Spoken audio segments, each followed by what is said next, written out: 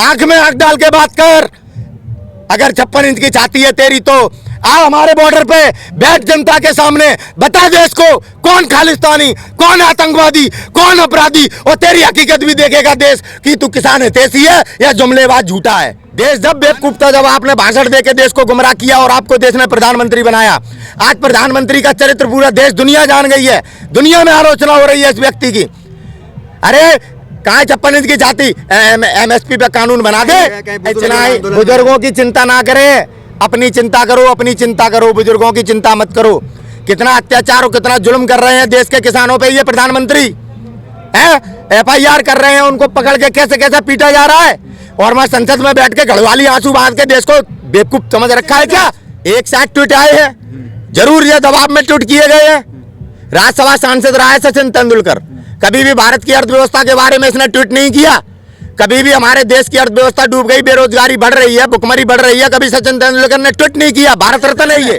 कैसे आप एक ऐसे प्रधानमंत्री जो जुमलेबाज हो, झूठा हो, प्रचारक मंत्री हो, विक्रेता प्रधानमंत्री हो देश का, उसकी बातों में आपने भारत रत्न का अपमान किया। नमस्कार, मैं दानिश अंसार और आप देख रहे हैं PRB। गाजीपुर बॉर्डर पे मौजूद है और तमाम जो आंदोलनकारी है, जो लगातार 76 दिन से 76 दिन से आंदोलन को चला रहे हैं। प्रधानमंत्री मोदी ने आज संसद में एक अपील की है किसानों से कि वो आंदोलन को खत्म कर दे, और तमाम मुद्दे पे बातचीत करेंगे। तमाम लोग हमारे साथ मौजूद हैं। कैसे देख रहे हैं प्रधानमंत्री की अपील से, क्या कुछ असर हुआ? उन्होंने जितनी बात समझाई, मन की बात तो आप सुनते नहीं हैं, और आज लेकिन काम की बात की प्रधानमंत्री ने, तो समझ में आया कुछ? PM मिस्टर नरेंद्र मोदी जी बातें तो बहुत सारी करते हैं, लेकिन काम की कभी कोई बात नहीं करते हैं। सौभाग्य ये है योगेंद्र यादव जी का कि भारत के लोकसभा में किसी ना किसी तौर पर, चलो उनकी समाज सेवा जो उन्होंने की है ना देश की, उसका प्रमाण पत्र योगेंद्र यादव जी को प्राप्त हो चुका है कि भारत के PM मतलब प्रचारक प्रधानमंत्री जी ने एक ऐसे समाज सेवी का नाम लिया जो उन्हें दिखता है, चाहे वकील आंदोलन करें, चाहे स्टूडेंट आंदोलन करें, चाहे देश के किसान आंदोलन करें, चाहे देश की बेटियां आंदोलन करें, योगेंद्र यादव जी उनका सपोर्ट करने जरूर जाते हैं।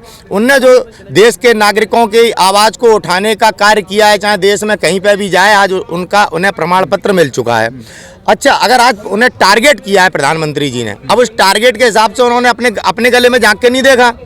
देश के किसी भी कोने में चुनाव होता है, प्रचार करने के लिए बंदा हाजिर है।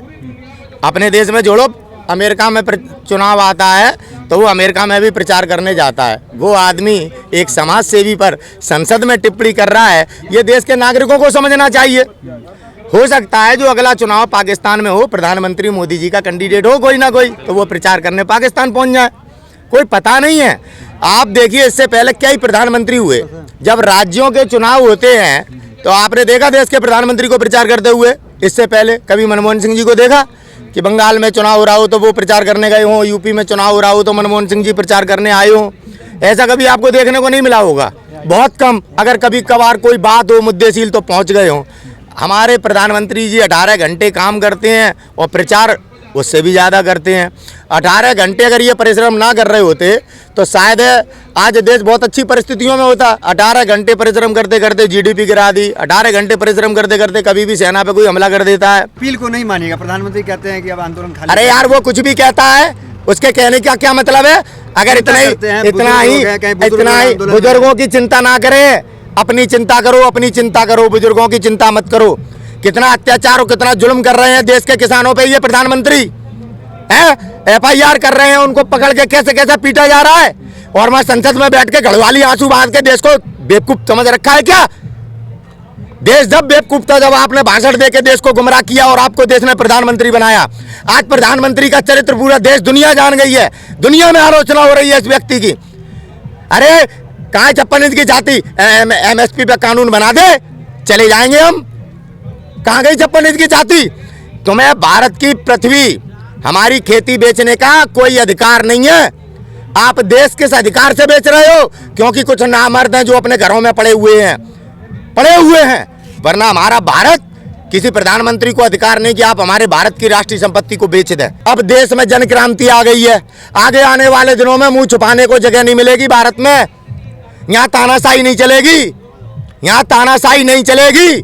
और अगर इतना ही बता देना चाहता हूं प्रधानमंत्री मोदी जी, जब पेड़ की जड़ में अकड़ आ जाती है तो हरा पेड़ भी टूटकर गिर जाता है।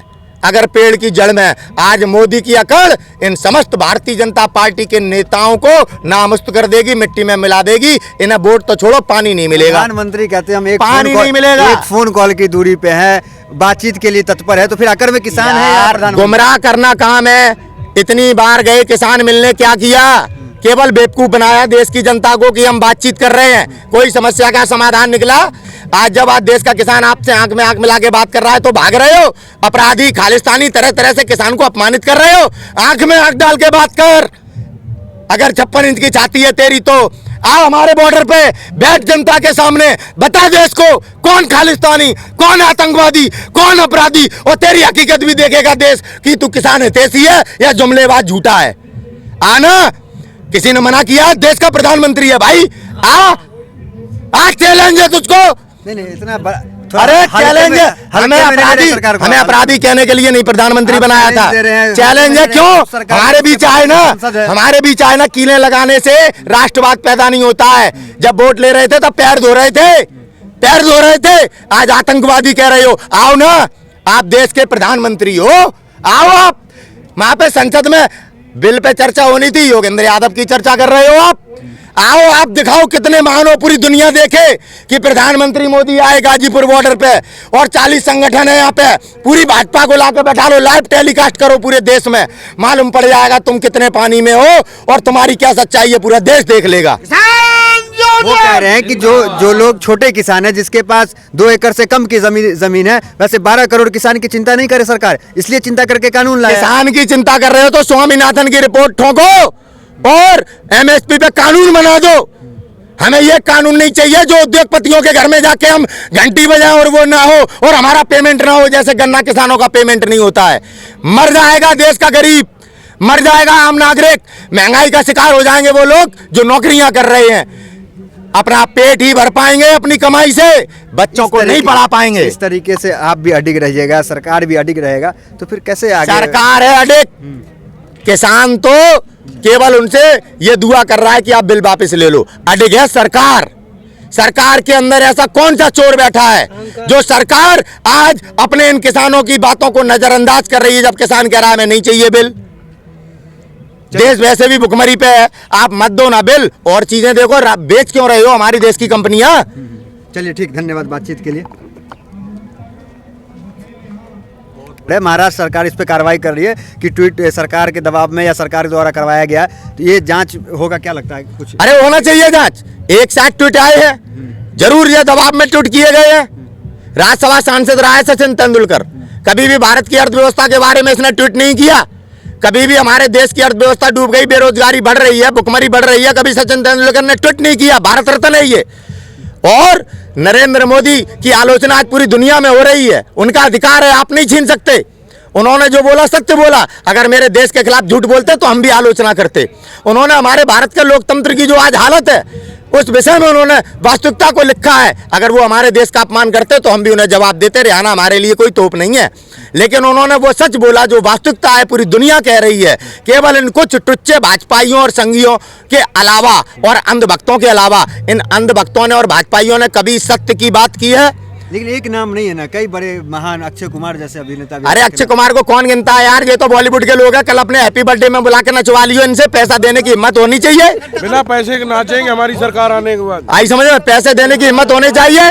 कल आप चाहो अक्षय कुमार को नचाओ, कल आप चाहो अजय देवगन को नचाओ, कल आप चाहो हेमा मालिनी को नचाओ, आपके अंदर पैसा होना चाहिए आपके पास। अगर ना हो यकीन, लाओ मुझे पैसे दो, मैं नचा के दिखाता हूँ। इनकी औकात ये है। ये कौन से देश पे टिप्पणी करने का अधिकार क्या है इन पे? क्या है? कभी गुटखे का, कभी सिगरेट का प्रचार करते हैं, कभी विस्पर का प्रचार करते हैं। अरे इनकी कोई औकात नहीं। पैसे के नाम पे बिकने वाली कौम है जिसे बॉलीवुड कहते हैं, जिसे बॉलीवुड कहते हैं। इन लोगों ने कब देश के हित की बात की है बताओ? ये लुटेरे हैं, ये लूटते आए, ये भी लूट में भागीदार हैं। अन्य जिसका खाते हैं किसान की उसकी बजा ना सके, इनकी तो पैदाइश ही खराब है। उनका कहना है किसान जो थे वो चले गए, बाकी उग्रवादी लोग बचे। आके आओ ना, उग्रवादियां मार दो। क्या हाथ बांध रखे हैं, किसके हाथ बांध रखे हैं? LIU नहीं है क्या यहाँ पे? यहाँ पे क्या उत्तर प्रदेश की पुलिस आ नहीं रही या पैरा नहीं दे रही? ये क्यों है? ये क्यों है? क्यों नहीं पकड़ते? यहाँ पे आतंकवादी संसद में बैठी है, उसकी जी हजूरी करते हैं हमारे देश के बड़े बड़े IPS, बड़े बड़े अधिकारी। ये अमित शाह तड़ीपार है, अमित शाह तड़ीपार है, गुजरात के कोर्ट ने किया है, और आज वो तड़ीपार इन अफसरों को किस प्रकार से नचा रहा है। और अब तो IPS अपने संगियों को बनाने लगे हैं, बिना पढ़े लिखों को भी।